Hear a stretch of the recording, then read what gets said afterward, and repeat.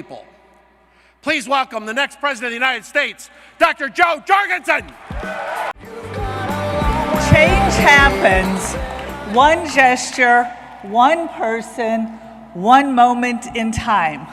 That's a quote from author Libba Bray, words of wisdom based on her life experience. When she was 14, Libba's dad announced to his family that he was gay. Because he was a Presbyterian minister, he remained in the closet to the rest of the world. It wouldn't be for another 25 years that the Supreme Court would strike down laws banning gay sexual activities. Weeks after her high school graduation, Libba was in a car accident. She needed 13 surgeries to reconstruct her face, including an artificial eye. Weeks after her high school graduation, she had that setback. She graduated from college. She graduated in 1988. Moved in with her friend Ed and his same-sex partner Norbert. When the landlord came by, Libba pretended to be Ed's girlfriend out of fear that Ed and Norbert could be evicted, just for being gay. Over the course of the next 2 years, Libba lost her friend Norbert and her father to HIV/AIDS. Back then, people called it a gay cancer, but Libba persevered. Her first book, A Great and Terrible Beauty, became the first of a trilogy of New York Times bestsellers. Libba's story is rooted in change, good and bad, adversity and adaptation. Her failures and struggles are just as important as her successes. Both equally help shape who she is today. I think that is true of our country as well. There are so many issues that compel me to speak out. I stand before you today to ask you to join me in my run for the White House because I believe this is the most important presidential election of our time.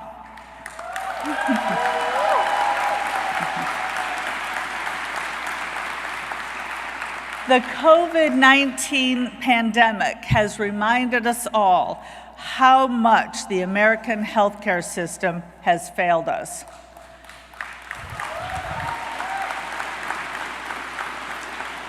When politicians say we need Medicare for all, what I hear is VA hospital for all.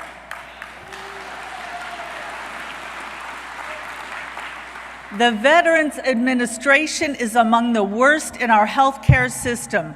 In 2014, the VA falsified data to show compliance with its own deadlines, and then many died before even receiving care.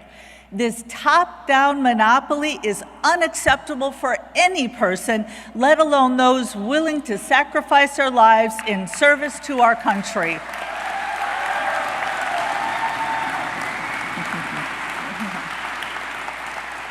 Let's be honest, the current American healthcare system isn't working for anyone. Well, that is, anyone other than the wealthy and the well-connected who always have access, or the billion-dollar insurance companies that bring in new record profits every year.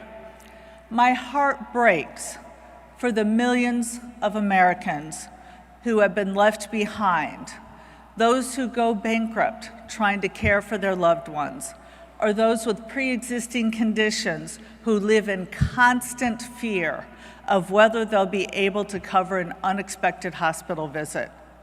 For decades, politicians in Washington have insisted that it is the free market that has failed us, that we just need to give in and go to a government-run, one-size-fits-all program. I have some news for them. We haven't had anything even close to a free and competition-based system in nearly a century. The alternative to our current big government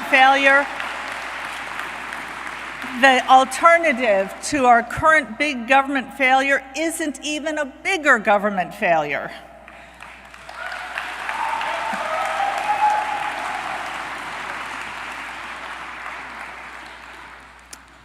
Some of the biggest issues are at the very core of the American healthcare system.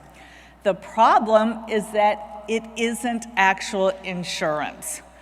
In any other industry, insurance only pays for unexpected costs, and because of that, costs generally remain low. Meanwhile, our broken healthcare system has insurance cover everything, and it leads to higher prices for everyone. Just think how expensive car insurance would be if it paid for gas, oil changes, or car washes. You would have no reason to shop around for those services, and all the mechanics and gas stations would increase cost without you even knowing. The car insurance companies wouldn't care because they'd be getting paid big dollars either way. This is exactly what has happened in our healthcare system. There is absolutely no incentive to look for better prices and to compete. As a result, healthcare providers have no reason to compete. Insurance companies can charge higher prices without any accountability, and all of us have to foot the bill.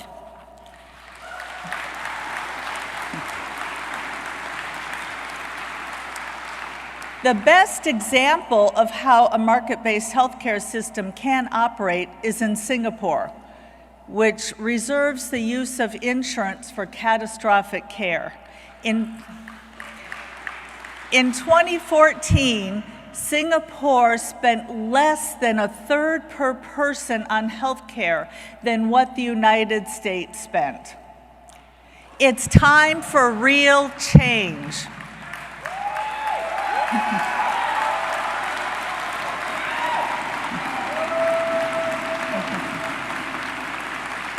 We should begin by reforming the FDA approval and patent process for prescription medications.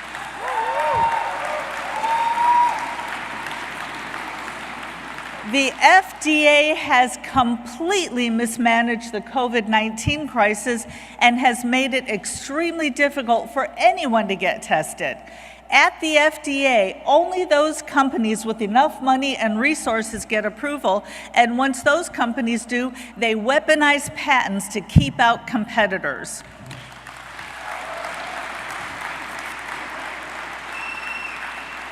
As your president, I will work with the FDA to remove barriers to new prescription drugs and make more drugs available over the counter.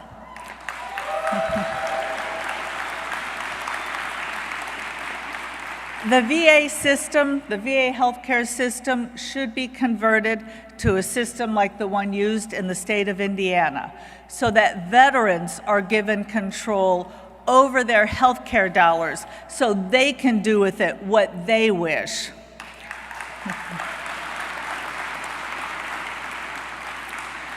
Our obligation to veterans should begin not just when they come back from the war, looking at their healthcare costs.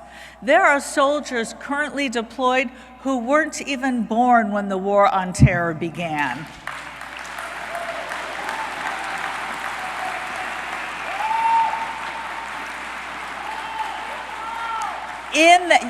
Absolutely. In that time, over 150,000 people have died in Afghanistan, including 40,000 civilians. In Iraq, 300,000 people are dead, including 200,000 civilians. In Pakistan, 23,000 civilians and 65,000 people total have been killed. The U.S. spends more on its military than the next 10 countries combined. Our troops are stationed in nearly 150 different countries. I'm getting there. But first we have to let the C-SPAN viewers know exactly what the problem is, because the media doesn't seem to be telling them.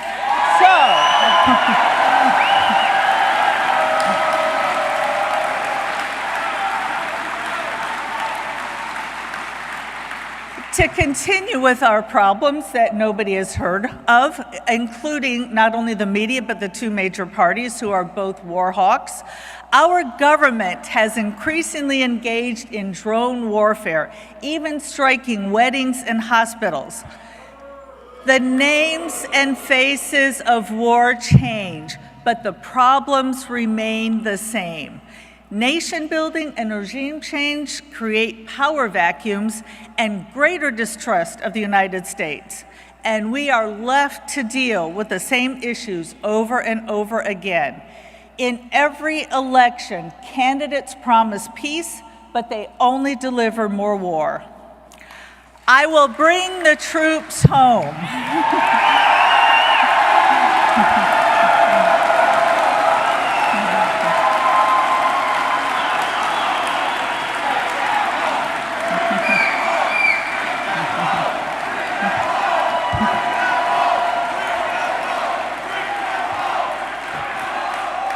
Again, I will bring the troops home and turn America into one giant Switzerland, armed and neutral.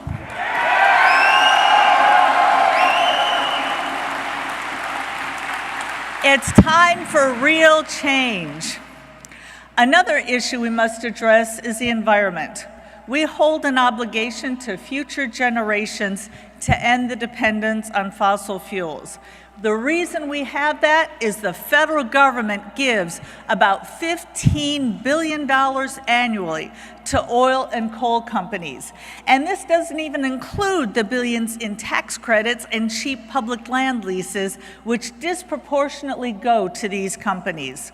This is nothing but corporate welfare, taking from the poor and giving to the wealthy.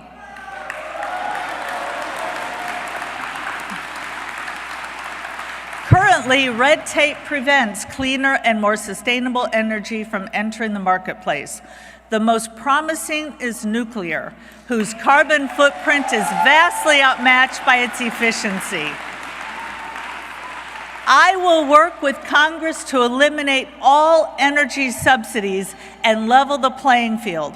I will also reduce regulations that prevent competition that unfairly entrench older forms of energy. It's time for a real change.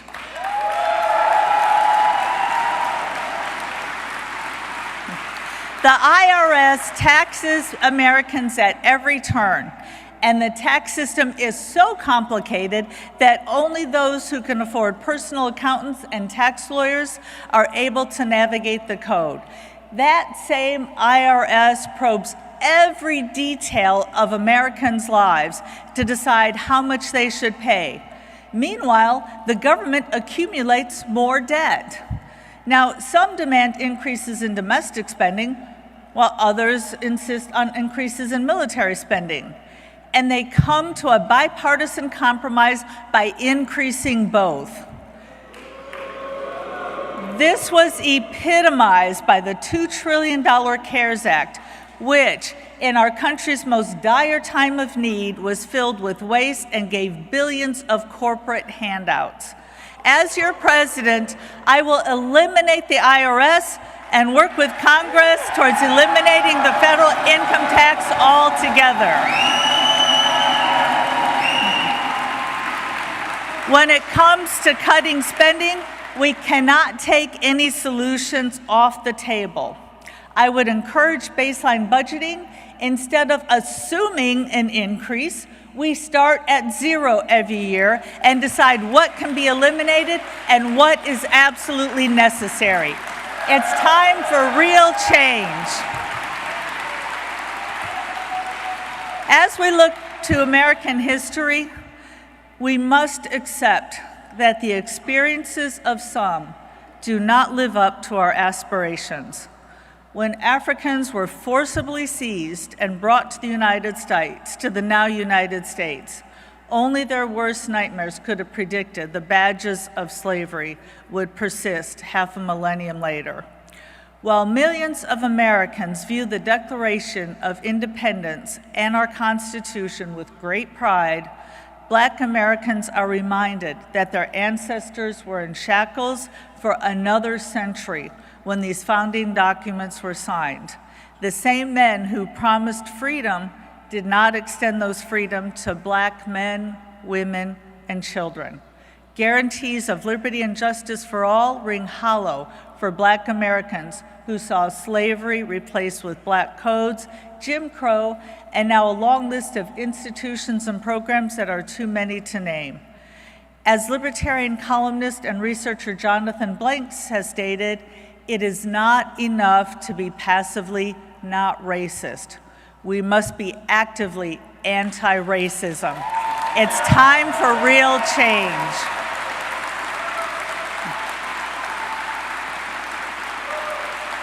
Immigrants also see a stark contrast between our promise and their reality. Though countries of origin have changed, the American legacy of what immigration is supposed to be remains the same. Different cultures held together by inclusion and acceptance. A shining city upon a hill, welcoming the tired, poor, and huddled masses. The data are clear. Immigrants are a positive for the United States. Not only do they contribute billions to the economy, but they also commit less crime and take less in government benefits than native-born Americans. And current immigrants are assimilating at a quicker rate than ever before. Economics aside, the reasons for free and open immigration rest upon charity and morality. The United States should symbolize a helping hand to those in need and build bridges instead of walls.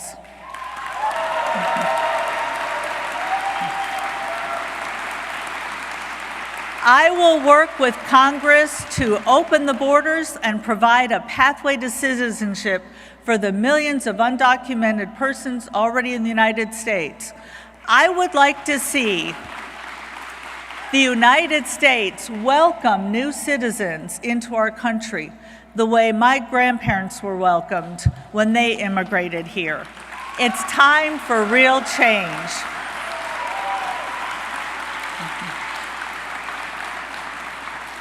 As your president, I will federally decriminalize all drugs.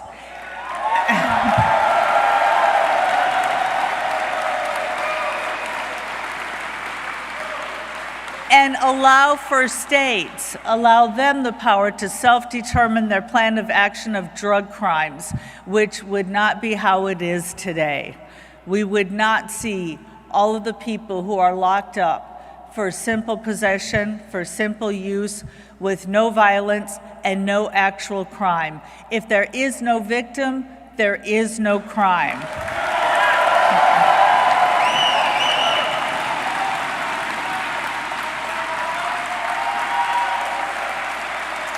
I will pardon anyone convicted at the federal level of these or any other victimless crimes and leave the door wide open for the medical community to deal with substance abuse issues in ways that can salvage lives, not throw them away.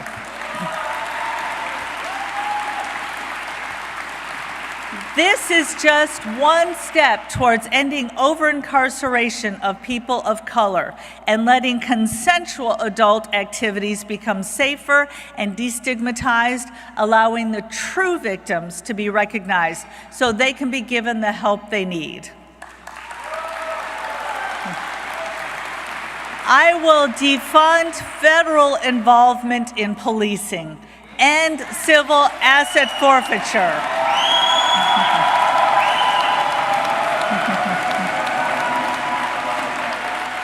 And supplying of surplus military equipment and no-knock raids, and the ending qualified immunity so good citizens can take legal action against police brutality when it becomes necessary. I will also increase oversight to ensure that the law applies to its enforcers just as much to its communities. It's time for real change. As your president, I will eliminate the Department of Education and give more choice to students, teachers, and parents, particularly in impoverished areas. We have a large and beautiful country, and people in different parts of the country have different needs and should have control over their educational system. We must end this one-size-fits-all system that the federal government has forced upon us. It's time for real change.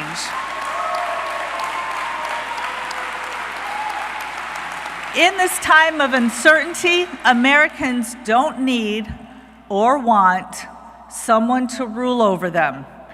I've had many roles throughout my career, but none has been more rewarding than being on the campaign trail, speaking to people who are simply tired of the failures in Washington. The policies I've outlined today aren't about theories. They're about the middle-class worker who has to decide whether to buy medicine or pay rent. They're about the soldier deployed to a foreign land for no good reason and the people living there who feel like their country is being occupied. They're about the millennial who fears that the damage done to the environment can never be undone. They're about the immigrant who only desires to make a better life for her family without persecution. They're about the person of color who just wants to drive home without fear of being pulled over and killed.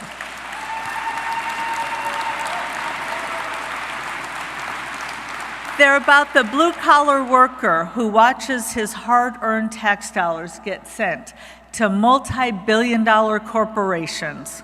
It doesn't have to be like this, and we don't have to tolerate it. It's time for a new way, a path that recognizes what should have been clear from the beginning. Just like Libertarian persisted despite obstacles, injustice, and misfortune, let's learn from our failures. Let's build upon our successes and create change that lasts. Get ready, Libertarians, because we have work to do.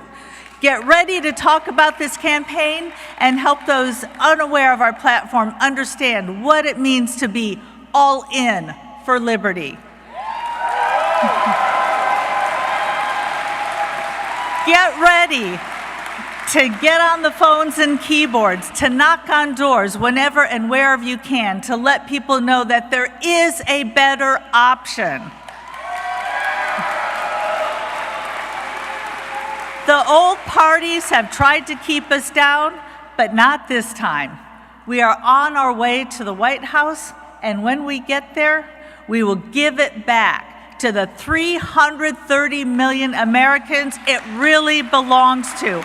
It's time for change. Thank you.